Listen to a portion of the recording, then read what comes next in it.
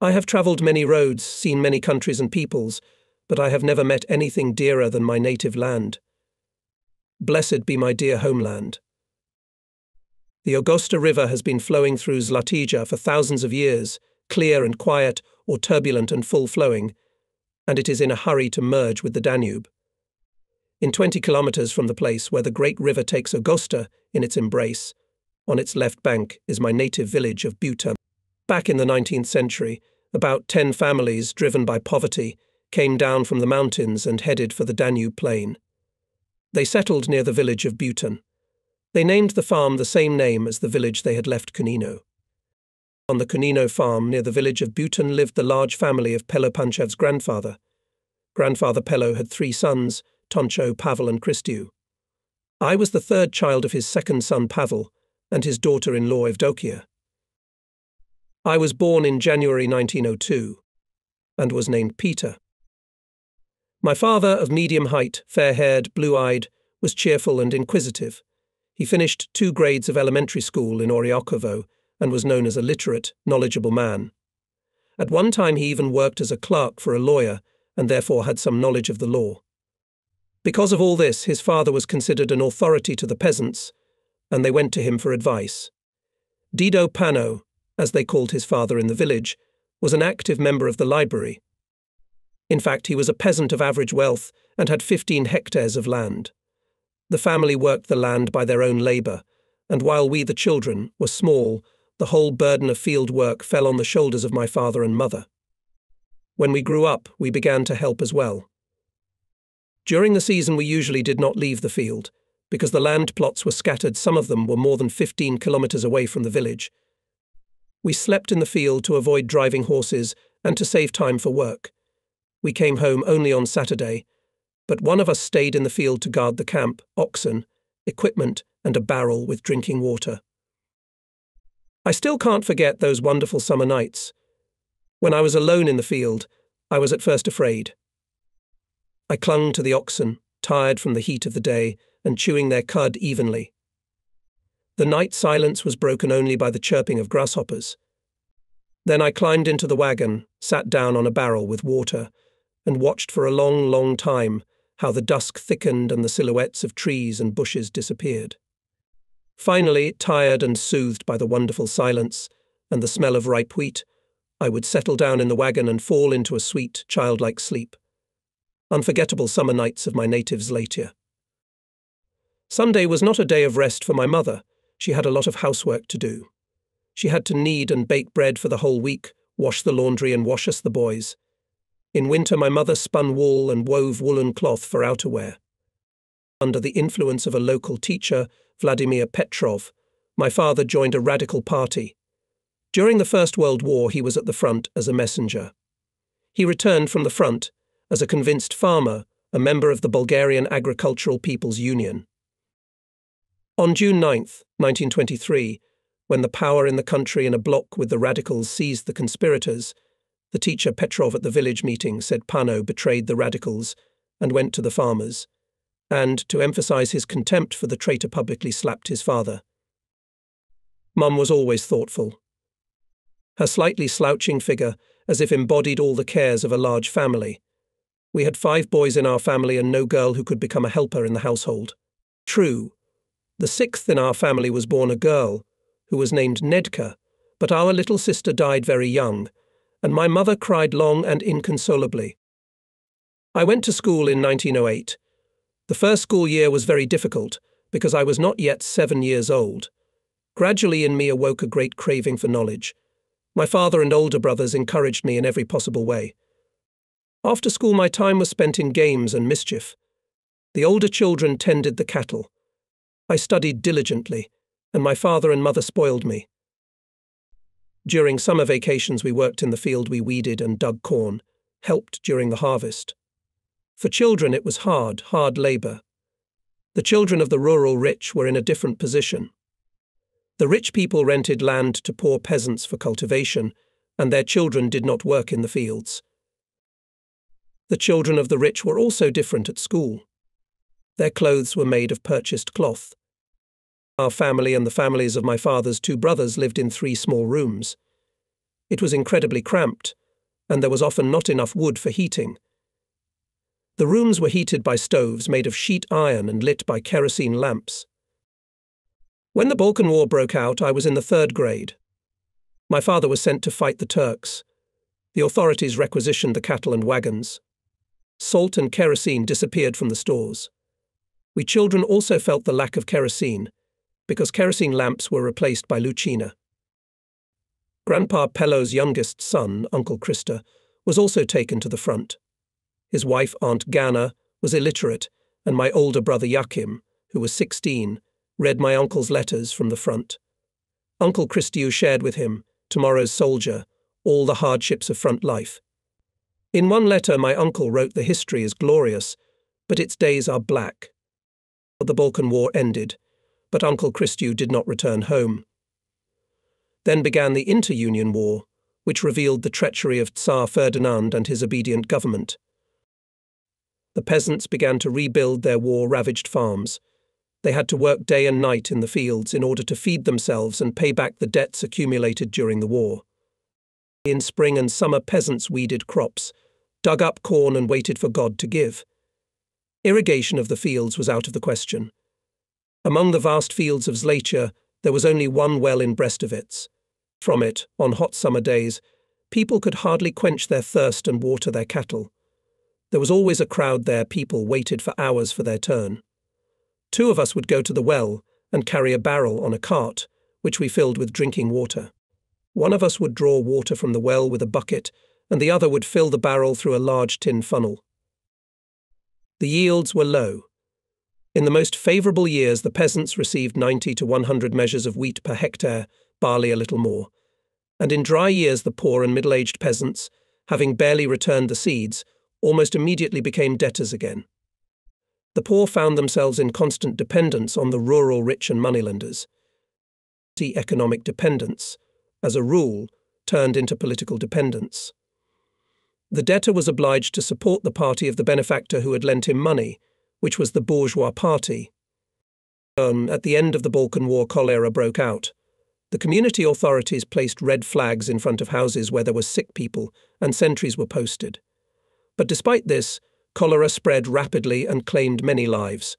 Our grandfather Pello also died of cholera. Not having recovered from the losses in the Balkan War, Bulgaria was plunged into an even more terrible one, the First World War. My father was taken to the front. A little later, his older brother Yakim was drafted. The cultivation of the land fell entirely on my mother's shoulders. I had to leave school for a year. Sometimes frontline soldiers came on vacation, and then we learned about the soldiers' discontent with the war, about the hardships of life. Those who were under the influence of the Bulgarian Workers' Social Democratic Party angrily condemned the war and spoke openly about its senselessness and harmfulness for the Bulgarian people. News of the events of 1917 in Russia penetrated through the wire fences into the trenches of the Bulgarian soldiers and gave rise to revolutionary sentiments among them. Dissatisfaction with the war was growing in the rear as well. Under the influence of the October Revolution, soldiers began to leave the trenches. In many places, riots broke out. Individual riots then grew into a large Vladaysky soldier uprising. Contrary to the bourgeois press's continuous slander of Soviet Russia, the tumultuous revolutionary events of 1917 to 1918 in Russia could not but have a positive impact on us, the students of the Bhutan Village School. I was going to the 3rd grade when my brother Yakim came from the front on vacation. From him I first heard about the shooting of socialist soldiers. At the same time, our teacher Petrov, an anarchist who often spoke out against the war, was also imprisoned. Parting with us, the teacher said, "Goodbye, children. Because of the crimes of Tsar Ferdinand, I must sit in prison." Yakim spoke with enthusiasm and admiration about the October Revolution, about the Bolsheviks who overthrew the Russian Tsar, and the bourgeoisie and landlord power liquidated private property and put factories and land in the hands of the people. With anger and indignation, my brother spoke of the torture and hunger that our soldiers suffered at the hands of the Allies and the fattened Bulgarian merchants. As I listened to his stories, anger against the oppressors and exploiters of the people also rose in my soul. The unjust wars waged by Bulgaria in the interests of the monarchy and the bourgeoisie in the years 1913 to 1918 brought many troubles and misfortunes to the workers of the city and the countryside. The First World War overflowed the cup of patience of the workers and peasants dressed in soldiers' overcoats. They left the trenches and went home with rifles in their hands to bring the perpetrators of the national catastrophe to justice.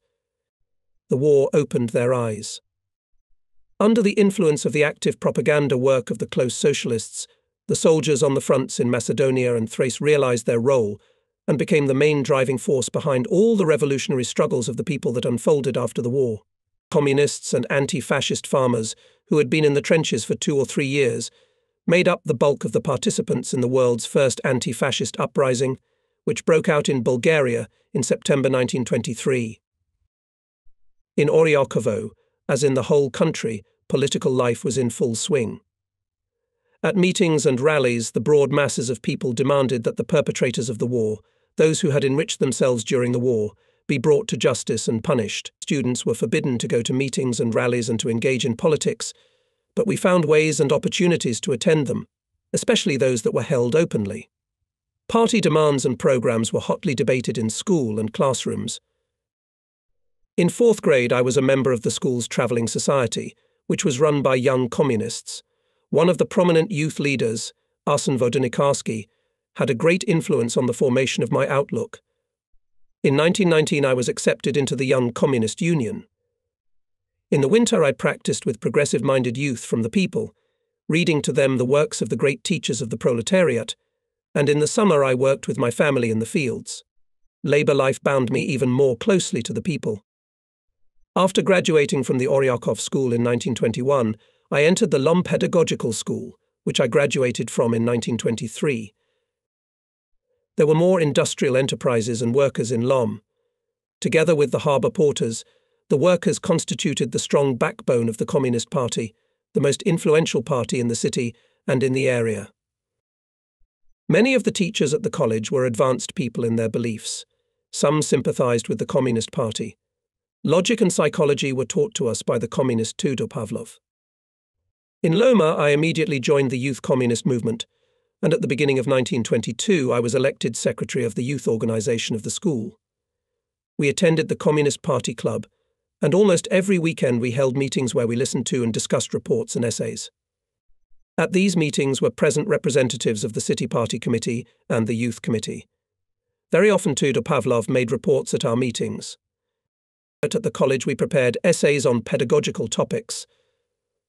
I remember I was assigned the report Education and Upbringing in Soviet Russia. In preparing it, I used the book Education in the Soviet Union by Peter Blonsky. The school authorities, having familiarized themselves with the report, approved it, but recommended removing the provisions concerning the social order. Then I arranged with my comrades that they should ask me questions about the provisions that had been removed from the report. And it turned out that in answering the questions, I explained the provisions related to the class character of education and upbringing in the USSR. In the Lomsk Pedagogical School, Tolstovists and vegetarians enjoyed considerable influence. We argued with them both at our and their meetings. We argued in classrooms and at recesses. In these disputes we always felt the support of older comrades, communists. City committee of the party and Komsomol organized for us, and military training. Most often it was conducted under the guise of a picnic or excursion in the vicinity of the city and along the banks of the Danube. In this way we learned weapons and several times organized shooting. The basic fighting unit was the Troika. The leaders of youth and Party 10s were appointed as leaders of combat groups. Weapons were scarce, and it became increasingly difficult to acquire them. Dr. Alexander Karastoyanov was responsible for the youth organization to the City Party Committee. He familiarized us with the instruction of the Central Military Commission, which demanded immediately report important events to the leader of the dozen or directly to the secretary of the party committee.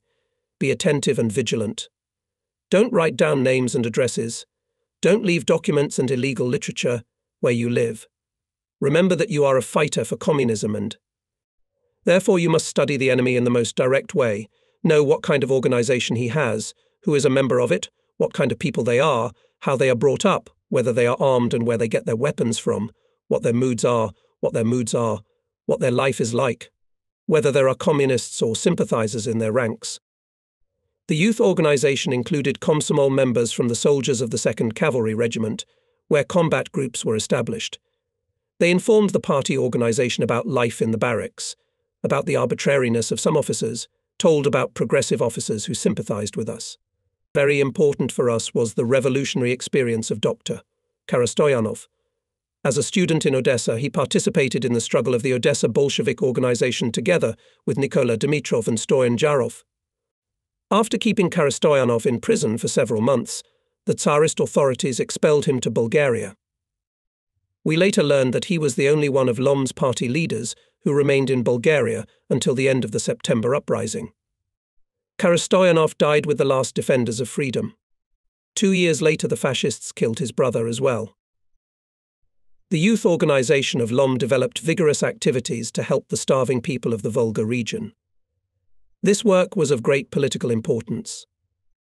In alliance with international imperialism, the Bulgarian bourgeoisie did not miss an opportunity to declare the Bolshevik Party guilty of the natural disasters that befell Russia.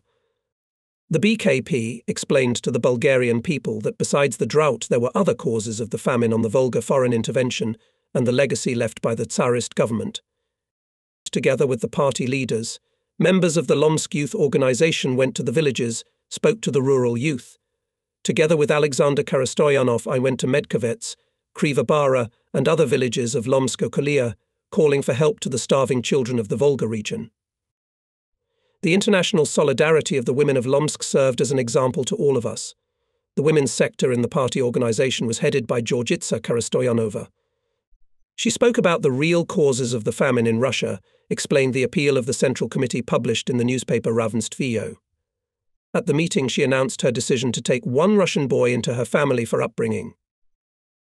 "I have 2 daughters. Let them have a little brother," she said. About 20 women expressed their desire to take Russian children into their families.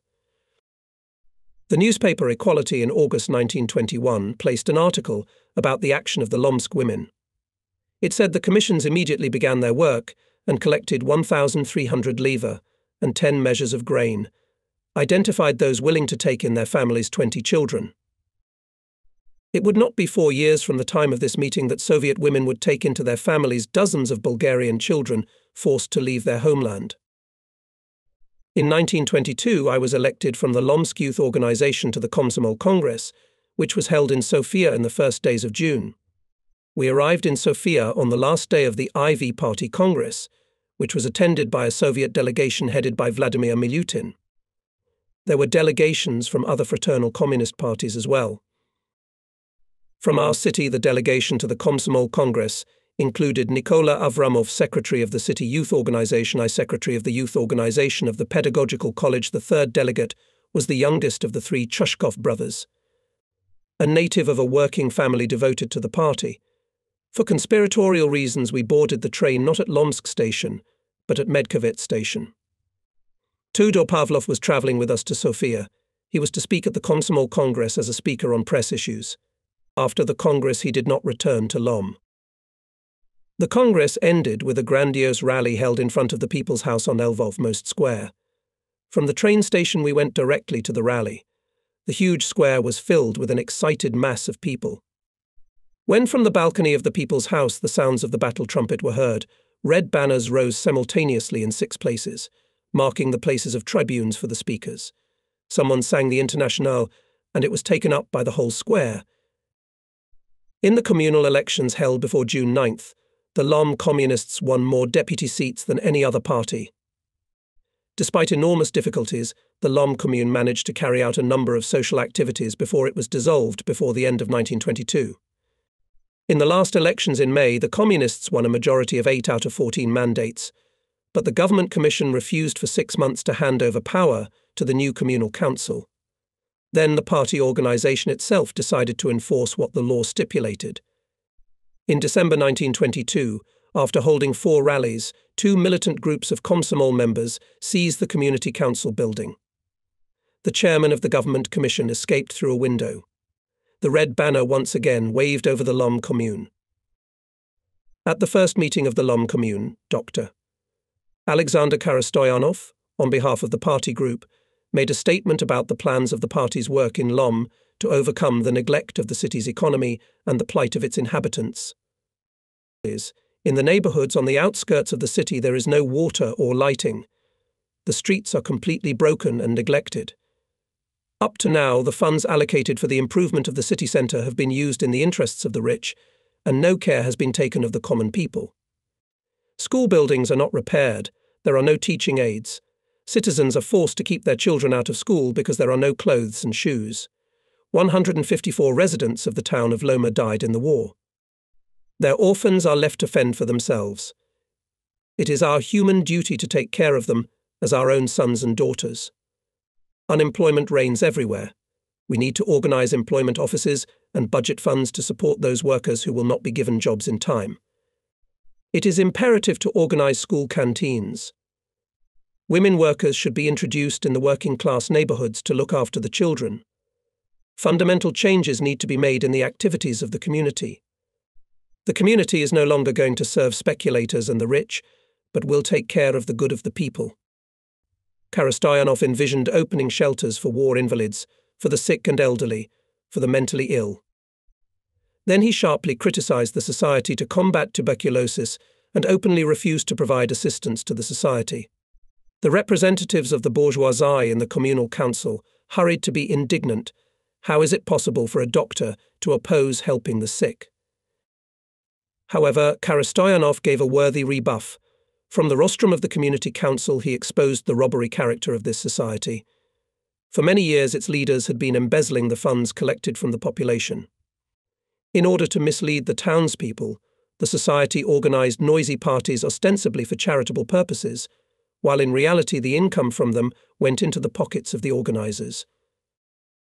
Karastoyanov also cited the lawlessness at the tobacco factory Dobruja 40. Underage children aged 14 to 17 worked 10 hours a day in extremely unsanitary conditions. The defender of the TB Society objected that this was not a matter for the community, but for the central government. Karastoyanov angrily interrupted him. Where is your concern for TB patients left? We, the youth, supported our leader with a storm of applause, and he finished his speech with the words, I ask you, gentlemen deputies, to vote for the presented draft budget and thus reinforce the ideas aimed at the good of the people, for today a working cattle is more valuable than a human being. The bourgeois parties, the Narodniks, the Radoslavists and otherists could not reconcile themselves with the economic and political restrictions WHICH the government of ALARD Stambolisky imposed on the big bourgeoisie, even though these restrictions were half-hearted. In the autumn of 1922, these parties organized the so-called meeting in Veliko Tarnovo. In reality, it was not a meeting, but a gathering of reaction of the fascist bourgeoisie, which hoped, under favorable conditions, to take down the government of the Farmers' Union. The preparations for this meeting were made openly, and the Stambolisky government took countermeasures. The Orange Guard quickly dispersed the meeting. After this successful action, the Stambolisky government decided that it was finished with the bourgeoisie and aimed its blows against the Communist Party. Before the Tarnov events, the government had shown a certain tolerance towards the communists and Stambolisky himself, in order to frighten the leaders of the bourgeois pies parties, had repeatedly declared in Parliament that he would hand over power to the communists if necessary. In April 1923, elections to the People's Assembly and communal councils were held in the country. The BZNU won an overwhelming majority of votes and parliamentary seats in the elections. At this time, the big bourgeoisie and the Tsar were preparing a fascist coup by sending their agents to the Farmers' Union, who carried out subversive activities against the farmers and communists. To the town of Lom, this fortress of the Communist Party, the authorities brought criminals from the Rousseau prison. Right from the wharf, armed with clubs and whips, they marched down the main street of the town, seeking to intimidate the communists by threats and beatings, and to ensure that the farmers would win the elections. They terrorized the communists and on election day beat anyone who voted for them. The Lom bourgeoisie voted for the Farmers' Union. After winning the election, the rich put on orange ribbons and demonstrated. The rich people of Lom rejoiced. The persecution of the communists intensified. On the morning of June 9th, it became known in Lom that the Stamboli government had been overthrown. Troops blockaded the city. Posters appeared in the streets, announcing the fall of the hated power of the Orangemen. And those who a few days earlier had shown joy at the victory of the farmers now changed from orange ribbons to tricolour ribbons and shouted, "Down with Stamboliski." The young communists, students in their last year at the Lomsk Pedagogical College, gathered in front of the party club where the town committee was meeting. I reported to the secretary of the Communist Youth Organization, Nikola Avramov, that we are ready to perform any task set by the party. "We are waiting for the decision of the city committee," he said. "They have been sitting since morning."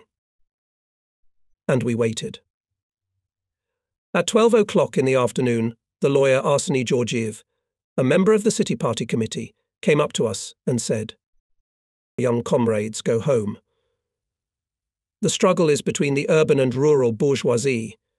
Our party will not interfere in this struggle." Having looked at us, and understanding our dissatisfaction with this decision, he added, "Go away quickly, or you will be expelled from the school." Karastoyanov came out after him. He talked to Nikola Avramov and, coming up to us, said, "The situation is not quite clear. It is necessary to be in combat readiness." That same day we learned that at the meeting of the City Party Committee there were two opinions. Alexander Karastoyanov and Alexei Beremlev called to support the farmers with arms in their hands, while other members of the committee suggested waiting to see how events would develop. An alarming premonition of impending disaster was soon confirmed. Not only was the coup directed against the central authority of the farmers' government, but it was equally a threat to the Communist Party.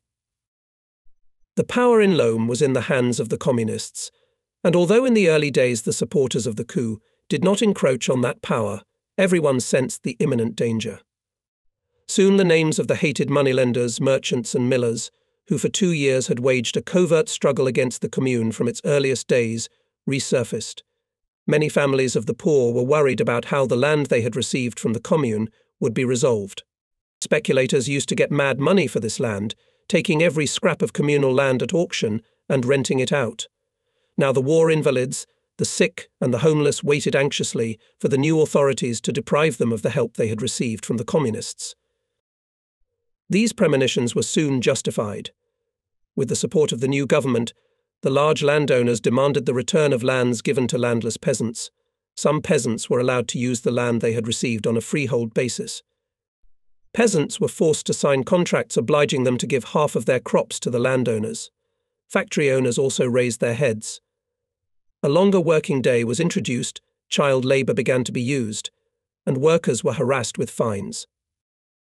At the meeting of the activists of the Lomsk Party organization, held jointly with representatives of the surrounding villages, a revolutionary committee was elected, or, as the insurgents themselves called it, a headquarters to direct the fighting in the Okolia. Krum Pastarmadchev, the chairman of the council of the Lom commune, as well as Arseny Georgiev and 2 lawyers, who were reserve captains and had combat experience, became the leaders of the insurgent detachments. Alexander Karastoyanov became the leader of the combat detachment of the party organization of the city. As the first task of the Revolutionary Committee put forward assistance to rural organizations in the preparation of the uprising, members of the party committee and the leadership of the youth organization went around the villages of Lomskoye Okolia, studied the state of combat readiness of the party organizations, held joint meetings with representatives of the Farmers' Union. Everywhere the most painful issue was the lack of weapons.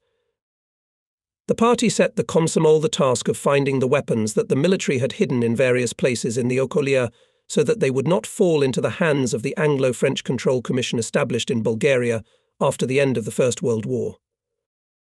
The information coming from the youth who checked dozens of places was confirmed by the reports of some party members. Dozens of warehouses were discovered of which the party leadership was unaware. It also became known that bolts from rifles and machine guns were stored in separate caches.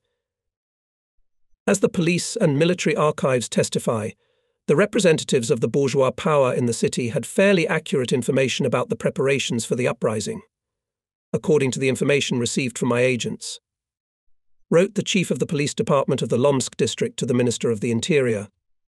At a meeting of the communists of Lom, at which delegates from the villages were also present. The question of the action which the communists intend to carry out in the near future was discussed very animatedly. Two opinions were expressed at the meeting: one, supported by Arseny Georgiev, that they were not yet sufficiently ready, and the other that they were fully prepared to carry out the said action. Other information suggests that the farmers are also preparing intensively for a joint action with the communists in the near future.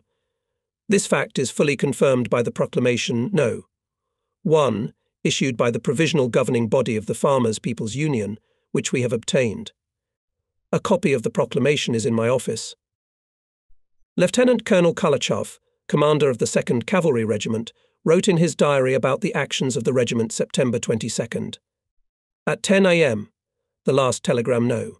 251 was received from the commander of the 6th Regiment from Vidin with the following content: special vigilance to be observed on September 22nd and 23. The regiment is ordered to be on full alert. The town of Lom and the Okoli are entirely under the influence of the communists and farmers. There are scarcely any representatives of other parties here, and little hope of their help. All day there was a lull. It seemed as if something was being prepared. At 8 o'clock in the evening a telephone message was received that the villages of Dobry Dol, Jarlovitsa and Tolovitsa had declared themselves Soviet republics. Immediately we reported this by telephone to the commander of the 6th Infantry Regiment and asked for his help. But he replied, "Handle the situation yourselves." Later he reported that he had ordered to send help from the Vidin garrison. This far from complete information of the enemy about the actual state of affairs shows that with close cooperation between the communists and the farmers, with good organization and skillful leadership of the masses, fascism could not have won in the fateful year of 1923. By the end of June, having received my matriculation certificate, I returned to my native village of Bhutan. The communists and farmers of the village were alarmed by the news that Captain Marinov, who had been pacifying the population of Okolia, was soon to arrive with a detachment. Some time later he did indeed arrive in the village. The very next day my mother excitedly reported that I had been summoned to the community. "Your father had been summoned since the morning. He will probably be beaten," she said, and added, "Better not go, hide." I answered nothing, and went to consult my comrade Trifon Nikolov. He and his older brother Hristo were unloading a load of sheaves. When I told him that I was summoned to the community, he said, "And I am summoned."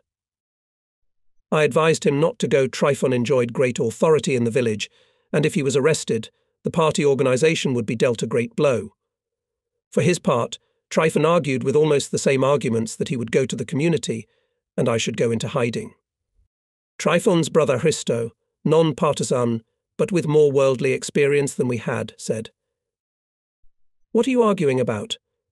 Do you know why you are summoned to the community?" And he himself answered, "To break your bones." "What are you arguing about? Get in the cart, I'll take you to the corn, and in the evening we'll see what happens. None of you may come to the community." We obeyed Christo and stayed in the field until evening. At dusk we returned to the village. Captain Marinov's group settled in the school.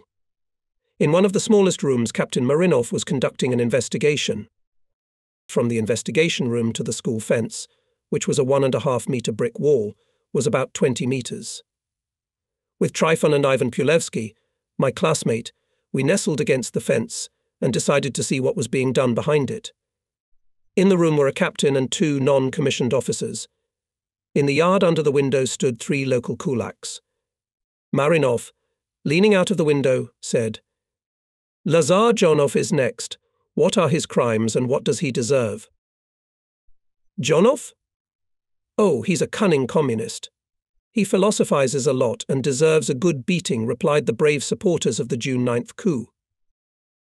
The captain summoned the victim and began to ask questions. The non-commissioned officers accompanied his questions with blows. My father was led into the investigation room. The fists informed the investigator that he was a landowner, a dangerous man, and that all his sons were communists. My father began to be beaten. He tried to reason with the executioners. "Listen, boy, aren't you ashamed of beating me? I'm the same age as your father." I grabbed my revolver and wanted to shoot the officer, but Trifon took my hand away.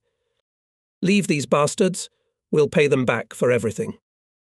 After the pacifying work done by Captain Marinov's gang of Zgangits, the determination of a large mass of peasants to fight against the anti-people government increased.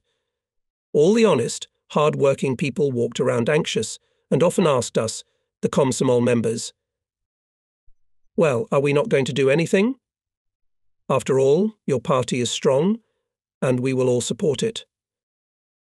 Since no instructions came from the centre, the party organisation of the village instructed me to go to Lom and find out what was going on. At the beginning of August I went to the town. There I met Nikola Avramov. I did not receive any special instructions, but Nikola gave me some recommendations and practical advice to use all possibilities and ways to arm the communists. Do not give in to provocations. Maintain a state of alert at all times. Communists should do everything possible to stay out of jail, and those in danger of doing so should move to an illegal position. The young, energetic Nikola, together with Karastoyanov and Beremlev, headed at that time a group in the Lom City Party Committee that advocated active action as early as June 9th. These instructions of the Okoli Party Committee, conveyed in the form of Nikola's advice, were unofficial, but they fully confirmed our assessment of the situation and coincided with the general mood of the working masses. We were well aware that decisive action was necessary against the impending strike against the communists by fascism. Therefore, when later we received official instructions for the direct preparation of an armed uprising on the basis of the decision of the Party Central Committee of August 5th to 7th, the questions of the practical work of carrying it out, logistical support, battle planning, and other measures became of paramount importance. First of all, we concentrated all our efforts on getting as many weapons as possible. In early September, on a dark night, the party organisation of the village held a meeting in the yard of Spas Tikov, Botev's associate grandfather. It was attended by the secretary of the party organisation Beno Gurgov, Blogoy Ivanov, Alexei Hristov, Trifon Nikolov and me. The main issue was about weapons. Trifon Nikolov said that he could buy weapons from a man from the village of Botivo, but that this required money. Our possibilities in this regard were small. We managed to raise 2,800 levs. Trifon immediately went to the village of Botivo, but was unable to buy weapons because the person who was supposed to meet him did not show up. At this time, the police had already begun to make arrests. Blogoy Ivanov and three brothers Spas, Sino and Ivan Ilenkov, all members of the BZNS, were detained in the village. On September 12th, Trifon Nikolov was arrested and taken to Oryakovo. The atmosphere became more and more tense. The arrests of active communists in neighbouring villages began. After discussing the situation, our organisation decided that Blogoy Ivanov and I should go into an illegal position, since we could be arrested first. On September 23rd, we learned that there had been an uprising in the towns of Lom and Ferdinand, as well as in a number of villages. On the evening of September 23rd, Blogoy Ivanov and I and some other comrades were discussing how to take over the community. At that time, gunshots were heard at the other end of the village. It turned out that about 10 comrades from the village of Kriva Bar were rushing to our aid. Together with them, we immediately moved towards the community, opened fire and threw several hand grenades through the windows. No one was found in the community. The headman and the guard had managed to escape. Thus, on the night of September 24th, 1923, the power in the village of Buton passed into our hands. The neighbours from Kriva Bar left, and we began to arrest the headman, the guards and especially active kulaks and fascists. Early in the morning of September 24th, the communists Alexei Hristov, Gorgon Mechnikov and I, together with two landowners Vasil Mladenov and Spas Stoikov, held the first joint meeting devoted to the establishment of the new power and the first revolutionary activities. At this meeting it was decided to create a revolutionary committee to replace the three-member commission that had previously existed in the community. The revolutionary committee consisted of 5 communists, as well as Alexander Mikin and another member of the BZNS, whose name I do not remember. I only remember that he had been a cavalryman during the war, and when on the next day, September 25th, we had to go to the aid of the rebels in the village of Boychinovsy, he readily responded, saying, "If I have to fight, give me a horse. I am a cavalryman." The Revolutionary Committee unanimously elected me chairman. This was done at the suggestion of Vasil Mladenov. He is young, energetic, a teacher, and will be able to organize the work, said Vasil. Vasil Mladenov was a hard-working and honest man. He was respected in the village and in the local BZNS organization. When Alexander Stambolisky was in power, Mladenov was not into politicking and administrative careerism. He correctly evaluated Tsankov's anti-people regime and himself came to the conclusion about the necessity of unity of action with the communists against the domination of the monarchy and big capital.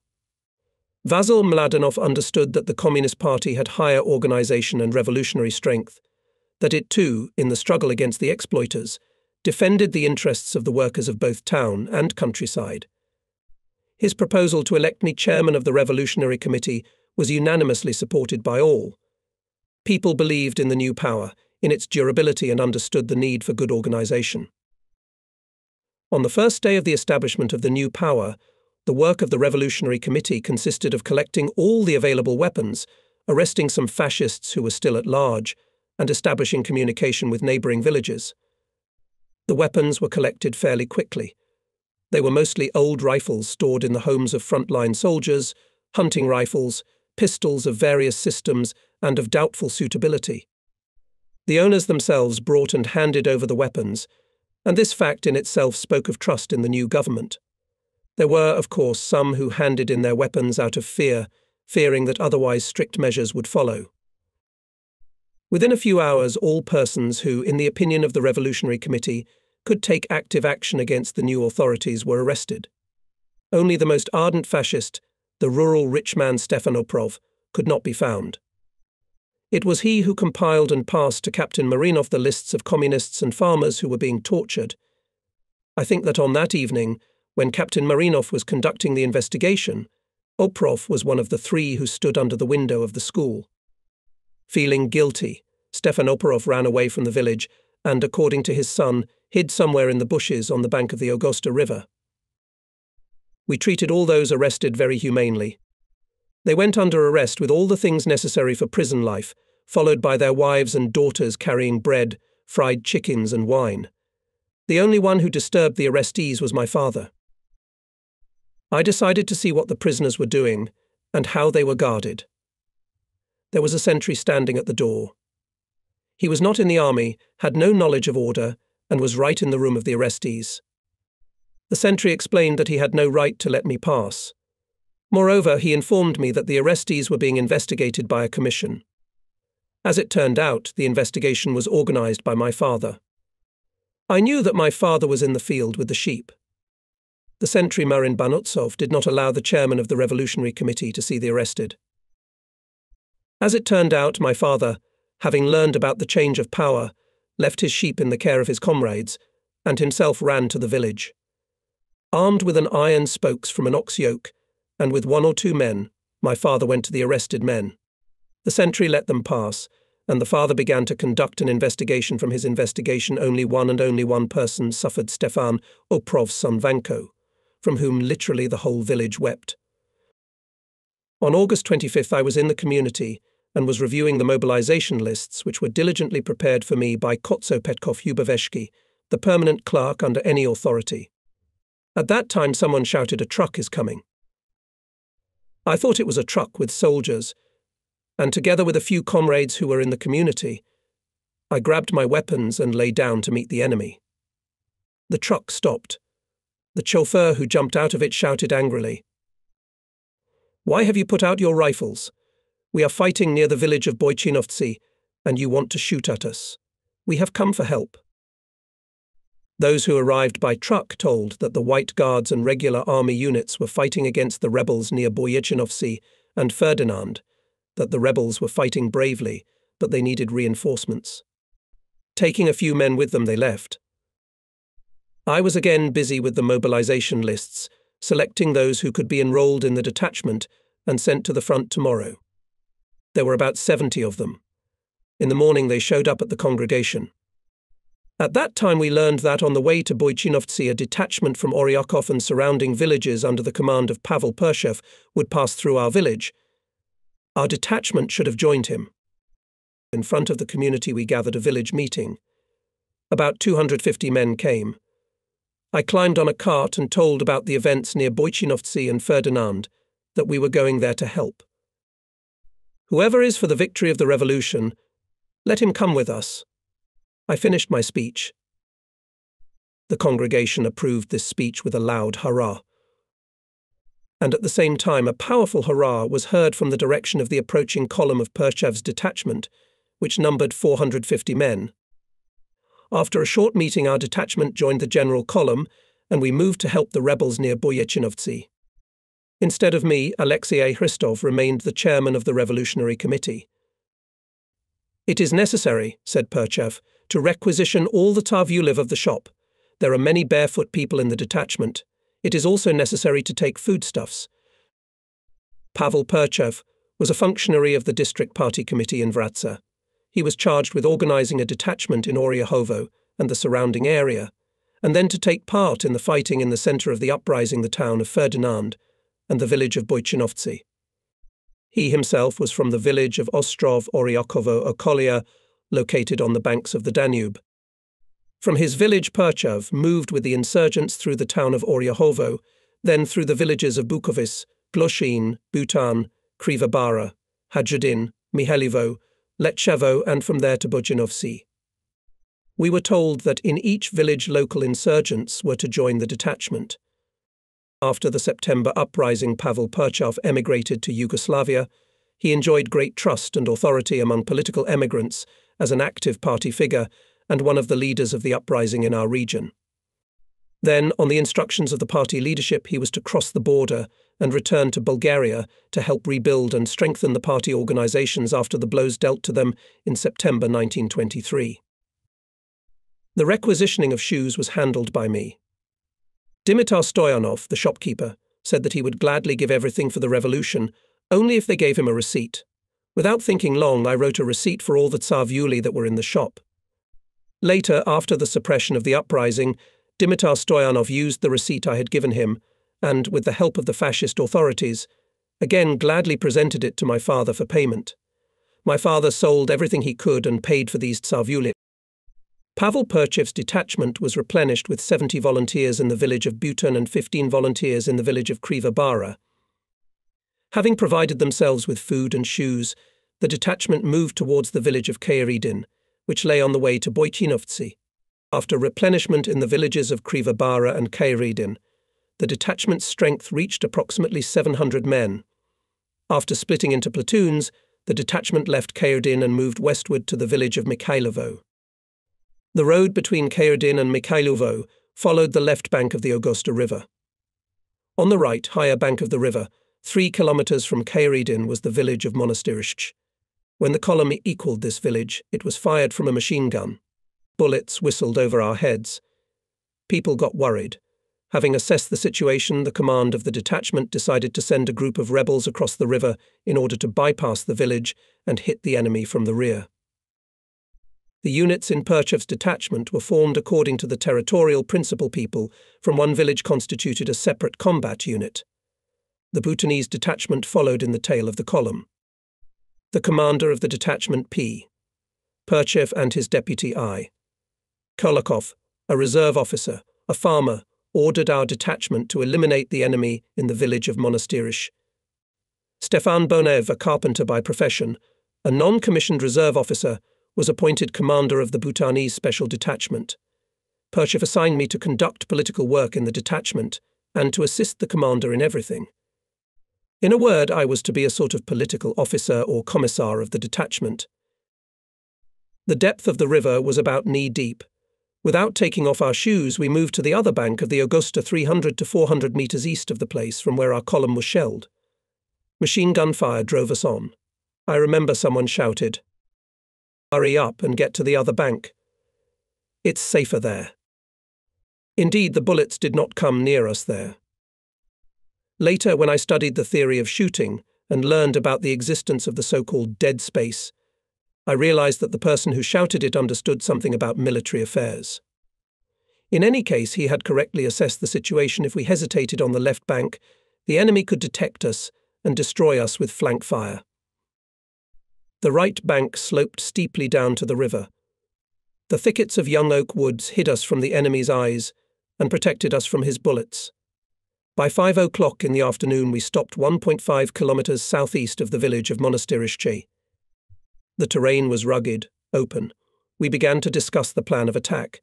We found experts participants of the First World War. They warned that it was pointless to attack with only rifles against machine guns. One machine gun is enough, they argued, to mow us down in a few minutes. I was not in the army and could not take part in the argument of men who had already fought. For the fourth day I had not slept, and no matter how hard I tried, my eyes were involuntarily slipping. To keep me awake, I tugged at my overgrown beard from time to time. It chased the sleep away. Not far from us, sheep were grazing.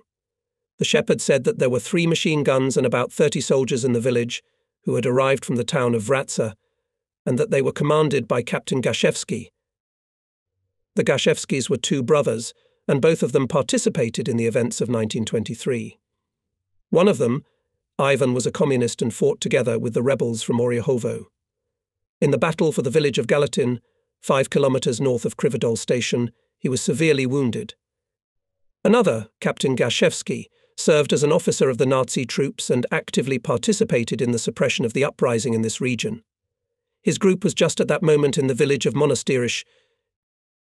The shepherd's information about the location of the machine guns and his insistent proposal to lead the group by a hidden route to the village occupied by the enemy aroused suspicions among some of the group, and above all among the commander Stefan Bonev. The situation was tense. The men were nervous. Marin Shaitantchev cried, and cried out in fear, "Why die here for nothing?" I did not yet have much life experience, much less military experience, but I understood that Marin was a coward and an alarmist, and that his behavior could have a bad effect on the unstable people in the detachment. I called him a coward in front of everyone and ordered him to be silent, threatening him with execution for disobeying the order. While we were discussing the situation, it began to get dark. The shepherd went into the village, and I had a thought that he might give us away. Feeling the hesitation of the commander, I asked, "How much time will it take the machine gun calculation to prepare for firing in the opposite direction?" The answers varied. The most plausible answer seemed to me the answer of Sando Mikin, 3 to 5 minutes. In our arguments, Sando's proposals were always characterized by boldness. He did not hesitate to accept the offer of the shepherd, who promised to secretly lead us to the machine guns. Sando asked to be allowed to go with 2 or 3 men from the squad to the village and seize the machine guns. I was getting more and more certain that if he had been the commander and not Stefan Bonev, we would have defeated the enemy by now. I turned to the commander. "If in 3 minutes we can open fire from machine guns in another direction, there is no reason to wait any longer. We must attack immediately. Let's take advantage of the darkness, stealthily approach the firing points and seize them in one dash." I decided to act. I got up and went. Sando Mikin followed me. The others followed. All moved forward, but at that time the enemy opened fire. Bullets whistled over our heads. We were still on a gentle reverse slope, and the bullets did not hit anyone.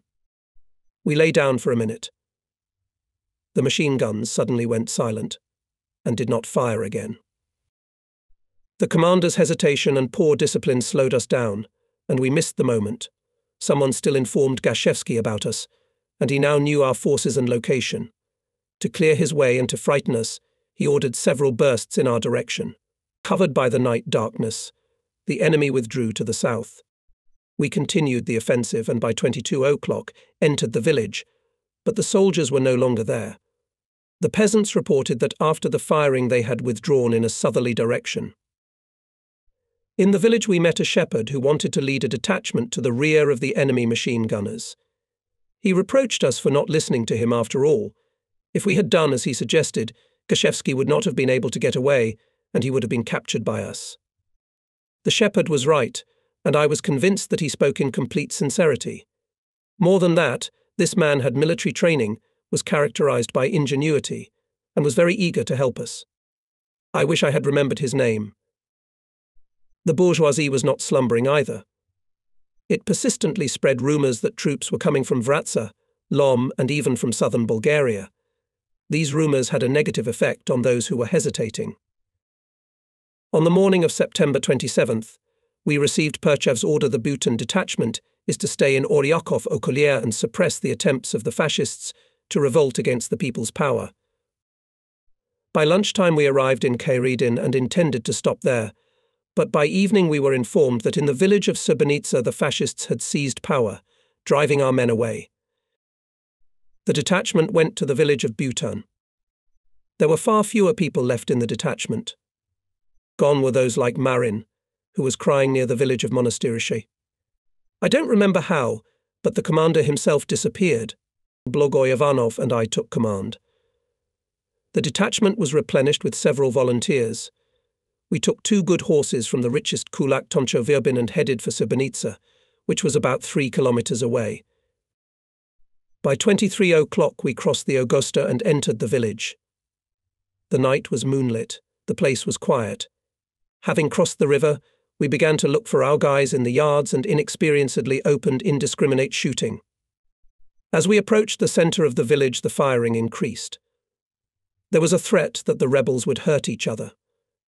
With difficulty they stopped firing. By 12 o'clock at night they occupied the community, but no one was found there. The chairman of the Revolutionary Committee, Dimitar Dimchev, hid. We sent to look for him, and soon he and a group of people appeared before us.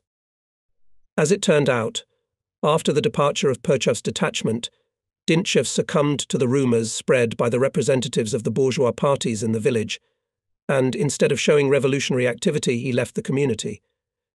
The fascists, however, were afraid to seize power because of the uncertainty of the situation, but their subversive activities and threats to brutally deal with the insurgents did their work. There was uncertainty, confusion and fear among our comrades. Many were incapable of decisive action. We ordered Dimchev to hold power in the village and warned him that if he left the community again, we would put him on trial before his comrades. That same night we returned to Butan. We rested a little. On the morning of September 28th, a rumour spread through the village that the town of Ferdinand had been captured by the fascists. Blogoy Ivanov and I could not gather the whole detachment, and only with 30 fighters moved in the direction of Khaireddin. Late in the evening we stopped near the village of Byzovets, 8 kilometers north of Khaireddin. In addition to the rebels from the village of Butan, volunteers from Khaireddin and Byzovets were with us. We discussed the situation. The received information confirmed the rumours that the centre of the uprising, the town of Ferdinand, had fallen and the rebels had moved to the Yugoslavian border. Blogoy Ivanov suggested that our group should move to the Yugoslavian border. Our comrades hesitated. Spas Stoikov, a farmer from Butan, said, "It is easy for Blogoy and Peter to suggest going to Yugoslavia. They are young. They have neither wives nor children, but for us it is not so easy. We will stay here. If we have to die, we will die with our families." Stoikov expressed the general opinion, and our efforts to persuade everyone to come with us to the border were in vain. All unanimously decided that Blogoy Ivanov and I would go to the border and the rest would return home. In case of arrest, we agreed to blame Blogoy and me for everything. We said goodbye, and on the night of September 29th, Blogoy and I rode our horses to Bukovica. The horses were good, and in 3 hours we covered about 60 kilometers. At dawn we stopped in a dense forest somewhere between the villages of Erden and Studno-Buche. We decided not to move during the day until we found out the situation. We were very tired and wanted to sleep. Blogoy offered me to sleep and volunteered to be on watch. In 2 or 3 hours he promised to wake me up to take his place. When I woke up, it was about 4 o'clock in the afternoon, and Blogoy was sleeping beside me. Our horses were grazing peacefully nearby. I woke him up. He went out to the nearest clearing to get his bearings. After a while, a man in his 30s appeared on the opposite side of the clearing and came straight toward us. Blogoy pointed his rifle at him, but the stranger calmly said, "Put the rifle away. I myself am just like you." He told us that all the rebels from Ferdinand and Berkowitz had crossed the border. Last night he had also tried to cross the border, but he had not succeeded because it was guarded by military units and fascist youths. He was from northern Dobruja. I will try to contact my acquaintances and take refuge with them, until the situation normalizes. And then I will leave the underground, he said, advising us not to cross the border either, but to hide somewhere in the forest for a few days. When it will be calmer, you will be able to cross to the other side more easily. Finished the stranger. This man was trustworthy. Besides, he turned out to be an acquaintance of Stoyanov Stoylov from our village, also an immigrant from Dobruja, married to our teacher, an active member of the party, who participated in the uprising together with us. We told him that we would try to cross the border the next night near Chiprovtsi, got on our horses and said goodbye. However, we did not go to Chiprovtsi, but in the direction of Gorna Serovna and Mt. Com. In a vineyard near Gorna Serovna, we came across a group of guys who were hiding. There were 8 of them. One of them, Georgy Maitev, turned out to be my classmate from the Lomsk Pedagogical School. We knew each other well. He was also a member of the student circle, but he was not very active. The guys told me that they had participated in the uprising, that the uprising had been suppressed, that fascists were rampant everywhere. They told us in which Okoli and how many communists had been killed, and that the village of Lopushna had been burned down. We asked the guys about the road to the border. They showed it to us, but advised us to leave the horses. It will be very difficult to cross the mountains with your horses. Try to avoid villages and roads by all means, otherwise you will be captured. Leave the horses to us, the boys suggested. We will give them to the authorities, and they will take them to Bhutan. So that they would not get into trouble because of us, I wrote a note that the horses were from the village of Bhutan and belonged to Toncho Verbin. I put the note in my saddlebag and agreed with the boys that they would say that they found the horses tied in the forest and found the note in the bag. We headed southwest. We walked all night. We met the dawn on a high peak south of Lopushna. The village remained to our right. Smoke was rising above the burning houses. We continued walking in the daytime, keeping away from populated places. On October 2nd, we stopped for rest on some height and saw Berkovitsa. The town remained to our left, almost to the east, about 15 kilometers away. We decided to continue our way at night, hoping to approach the border in the morning. We would watch during the day and cross at night. And so we did. When it started to get dark, we moved to the southwest. We were walking along some ridge. On the left, in the distance, we could see the lighted windows of a settlement. We thought it was Berkovitsa. Soon we entered a beech forest and began to descend a steep, densely overgrown slope. We fell down from fatigue, got up and continued down. They were thirsty. Blogoy reassured us, saying that we would find water at the bottom. I was born in the mountains, and I know that if you go down to the bottom, you will find a stream, he said. At dawn we did indeed come across a stream. However, when the sun illuminated the hollow into which we had descended, we were surprised to see right in the northeast Berkovitsa, about 5 to 7 kilometers away. At the brook we ate the last crumbs of bread, got drunk, and moved southwest up the same steep slope, overgrown with beech forest, on which we had been descending almost all night. Clinging to trees and bushes, we climbed higher and higher. By 3 o'clock in the afternoon we came to the edge of the forest. In front of us, like a giant haystack, rose the bare slope of Mt. Com. Blogoy claimed to know the area. I've passed here many times. Over there is Petrohan. Let's go south. We'll climb to the very top, get oriented and cross the border. We argued. I proposed to go around the top of Com along the northwestern slope to the southwest. The argument was serious, neither of them wanted to give in. I walked in my own direction. In the end, Blogoy, in order not to part, caught up with me. We didn't pass 300 meters when Blogoy suddenly shouted, "Get down." About 40 soldiers and civilians were descending from the highest point of Mount Com, just from where Blogoy suggested we go. Not far from the place where we lay down, there were several large stones sticking out of the ground 1 or 2 meters above the flat bare slope. "Let's crawl over to the rocks," Blogoy suggested. "There, if we have to, it will be more convenient to fight." They took a position behind the rocks, and began to observe the movement of the soldiers. They climbed into some trench, and then, after 10 to 15 minutes, began to descend one by one down the northern slope. "Let's shoot," I said. "No," Blagoy objected. "We don't have enough ammunition." Blagoy had a Mannlicher carbine and about 100 cartridges for it, and I had a 3-line rifle with 40 cartridges. "What do you mean, not enough ammunition?" I was surprised. "Only I have 40 and there are only about 40 men. 1 cartridge for each of them. You don't have to shoot. I can do it myself." I seriously thought that after each of my shots an enemy soldier would fall.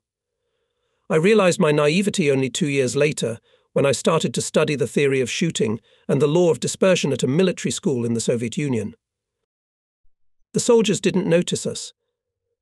They disappeared somewhere in the folds of the northeastern slope of Mount Com. We continued in a southwesterly direction, and after a while found ourselves in a deep valley.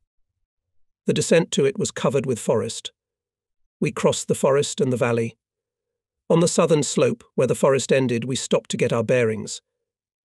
They looked around and listened.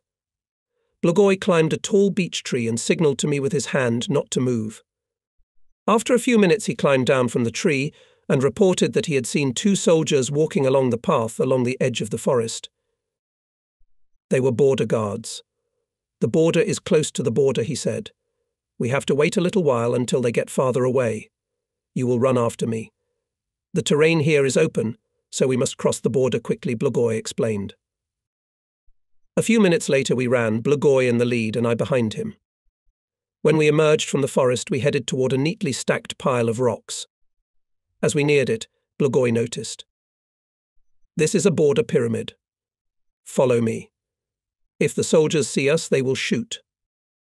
I had never seen a national border in my life. I imagined it as something solid, clearly marked, with frequent posts and even a wall. And here a pile of stones. I even stopped near the pyramid to get a better look at it. At that time Blagoy, who thought that I was running after him, had already gone 60 to 70 paces away. When he turned around and saw that I had stopped near the pyramid, he waved angrily at me. Dragging my long rifle along the ground, I caught up with him, and we ran toward the forest opposite. When we noticed a flock of sheep at the edge of the forest, we went toward the shepherd. When we came within 50 paces of him, he saw us and started waving his hand to show us to run into the forest. But we kept running towards him. When we got about 10 steps closer, he shouted, "Run into the forest. I will come to you." We fled into the forest, and a little while later the shepherd came to us. By his clothes, and especially by his hat, Blagoy and I realized that we had crossed the border west of Mount Com and were already on the territory of Yugoslavia. It was in the afternoon of October 3rd, 1923. The shepherd began to reproach us. "I know you are Bulgarian fugitives, but over there."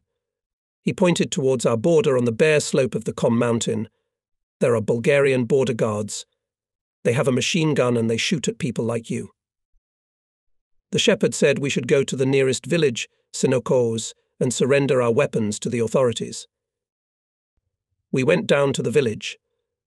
The headman and the village guard demanded that we surrender our weapons. We surrendered it. The headman ordered the guard to take us to the village of Kamenica. At the border station we were searched and locked in a room. The next day, October 4th, 2 guards took us on foot to Pirot. Thus began our unhappy life as political emigres in Royal Yugoslavia. After the brutal suppression of the uprising by the government of the bloodsucker Kankov, some of the rebels emigrated to Yugoslavia in various ways. There they were sent to special camps for Bulgarian emigrants, established in various cities of the country. Most of the Bulgarian emigrants were placed in the city of Niš. People from different places gathered in Niš, but the largest was a group of rebels from northwestern Bulgaria, from Oryakov, Ferdinand, Lom, and Burkov Okolia. Blagoy, Ivanov and I arrived there on October 6th, and were among those who were the last to leave Bulgaria. From the village of Senokoz through the villages of Kamenica and Pirot, the Yugoslav authorities brought us under escort. We were handed over to the Županstvo. The first question they asked us was, "Are you communists or farmers?" Blagoy answered that we were farmers. Chupan remarked, "Okay, we know you are communists, but don't muddy our people. We have prisons for communists." The Yugoslav authorities had no sympathy for the communists. The authorities treated the members of the BZNS more favourably because Yugoslavia was on good terms with the government of Aleksandar Stambolievski. Because of this, the political emigration leadership that represented us before the Yugoslav authorities was mostly composed of landowners such as Alexander Obov, Nediljko Atanasov, and others. After the briefing, which was done in the Županstvo, we were released. We settled in the building of the Red Cross, adapted as a dormitory. Many Bulgarian political emigrants who were in Nisha lived there. The living conditions in the camps for emigrants, including in Nisha, were bad. The Red Cross building was located in the northwestern part of the city. The huge empty hall housed more than 500 people, and sometimes 800. There were no beds or bedding. Instead of pillows, we put bricks under our heads. However, the population treated the Bulgarian emigrants and the cause for which they were fighting well. The attitude of the Yugoslav authorities towards us, the political emigrants, was quite definitely expressed by Anish Župan. "Don't stir up the people, and you will live in Yugoslavia." We, of course, did not stir anyone up, but the September uprising could not but have an impact on the Yugoslav workers and peasants. When Yugoslavia's relations with the Bulgarian fascist government improved, the Yugoslav authorities began to persecute the Bulgarian emigrants. We began to be moved from one camp to another, driven into the most backward corners of the country. The gendarmes organized attacks and beat the emigrants with sticks in the streets of the cities. The gendarmes easily recognized us because, in the spring of 1924, with funds from the MOPR, most of the emigrants were given clothes made of greenish-coloured material, and we became like marked men. When relations between our governments became strained again, the attitude of the authorities towards us improved. The authorities pretended as if they did not notice that the emigrants were setting up their own organizations and groups that crossed the border to do illegal work in Bulgaria. In the summer of 1924, for example, several groups worked illegally in areas where class battles had recently taken place and rebuilt party organizations. Most of all the groups went to northeastern Bulgaria.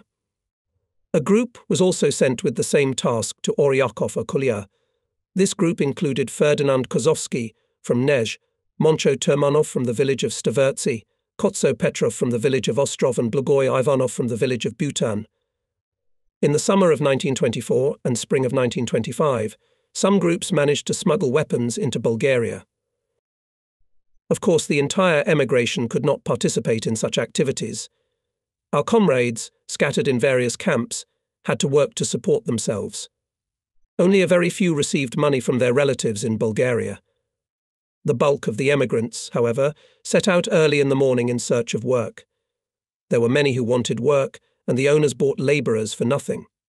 Sometimes it was possible to find work for 2 or 3 days. Once I was lucky enough to find work for a whole month. A foreman was finishing a rich man's house and offered me to be his assistant. He was plastering the walls, laying tiles, and I was preparing and bringing him the mortar. He was a very kind man.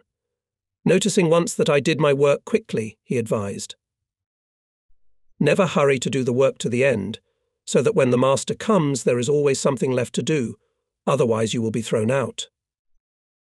And indeed, when the master appeared, the foreman usually shouted, "Petro, go finish your work." In Nisha, during the first months of their stay there, Blagoy Ivanov and Vasil Genov, being both master builders, were hired to build a 2-story house for a rich man. Georgy Mikhailov and Ferdinand Kozovsky also worked on the construction of this house. Our artisans, tailors and shoemakers also found work. But the work was mostly temporary. Only a few managed to find a job for longer periods of work. We had to take into account the interests of local workers. We could not turn them against immigrants by creating competition. The rampant fascist terror in Bulgaria, the futility of emigration, anxiety about the fate of loved ones back home, all this often contributed to the decadent moods.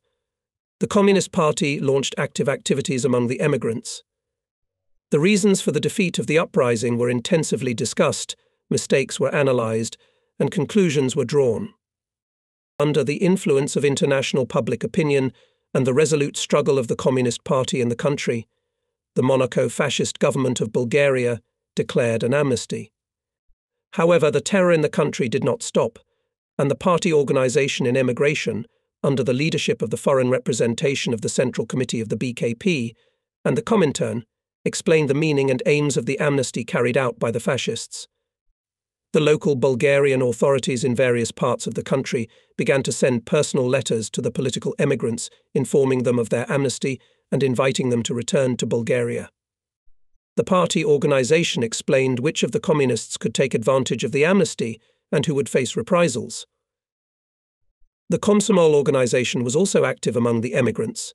In May 1924, in our camp, a troika was elected to lead the Komsomol organization. The troika included Blagoy Popov, Pelopilovsky, and me. June was a happy and joyful time for me. I applied to join the party. I was recommended by communists Seko Ilchev from Nez and Vasil Mishov from the village of Galis.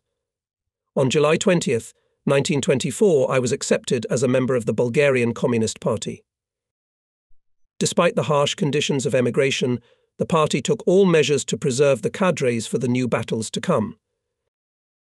By that time, to please the Bulgarian fascist government, the Yugoslav authorities had begun to systematically move emigrants from one camp to another. At the end of 1924, a large group of emigrants from the Nias camp was transferred to the town of Gornji Milanovac, southeast of Belgrade. I was included in this group. Gornji Milanovac was at that time a small town without any industry. It was a hell for us, because we could not find any work here and lived on the meagre funds that were provided by the MOPR. Later, at the beginning of 1925, a large group of emigrants from Nias and Gornji Milanovac were sent to a newly organized camp in Požarevac. In this camp I was assigned as a supply clerk to buy food for the emigrants. It was also very difficult to find work in the town of Požarevac. Unemployment covered a large part of the local population. It was a very difficult situation, as the local capitalists were interested in exploiting our especially cheap labour. After the bombing of St. Weeks Cathedral in April 1925, the party cancelled the course of armed uprising and took measures to preserve the party cadres. When the Bulgarian authorities declared an amnesty, the party recommended that a certain part of the comrades return to Bulgaria and, after passing to legal status, rejoin party work inside the country.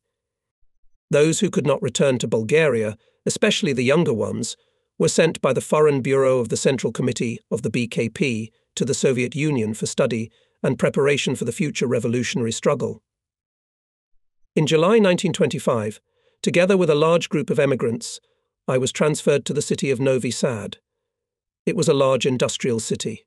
Here we were able to settle down better. Many of us found work for a relatively long period of time. Vasil Kosowski from Nez and I were hired by a tavern owner to repair and expand the cellars on the bank of the Danube. Soon I was informed by the party organization to prepare for my departure. At the end of August I was summoned by the party leaders and handed a passport in the name of a Yugoslav citizen.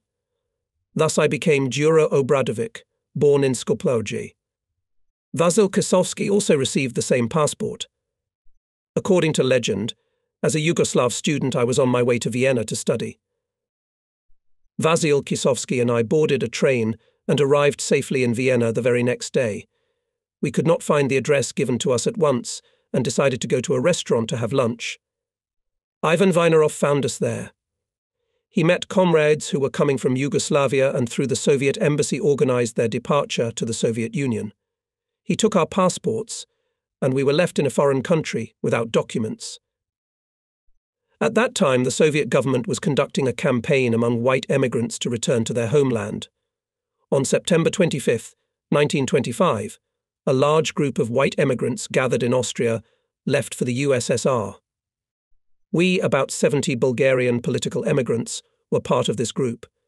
In the Soviet lists we were listed as white emigrants. I was Peter Georgievich Pavlovsky from Simferopol. The train was travelling through Czechoslovakia and Poland. We Bulgarians travelled in 2 cars. Russian white emigrants, about 700 people, occupied the other cars. They knew we were Bulgarians. At the Czechoslovak-Polish border, the Polish authorities dropped us from the railroad cars. The Polish border guard started calling out the names on the list. After reading the whole list, he asked who had not heard their last name. Suddenly one of ours, a Bulgarian, answered in Russian. "I am not a Chur." We got worried, but one of the white emigrants, waving his hand, said, "It's a Bulgarian." The incident was settled without consequences, and we only laughed at the comrade who had forgotten his new name. After the second check, we left the Polish border and headed for the great Soviet country.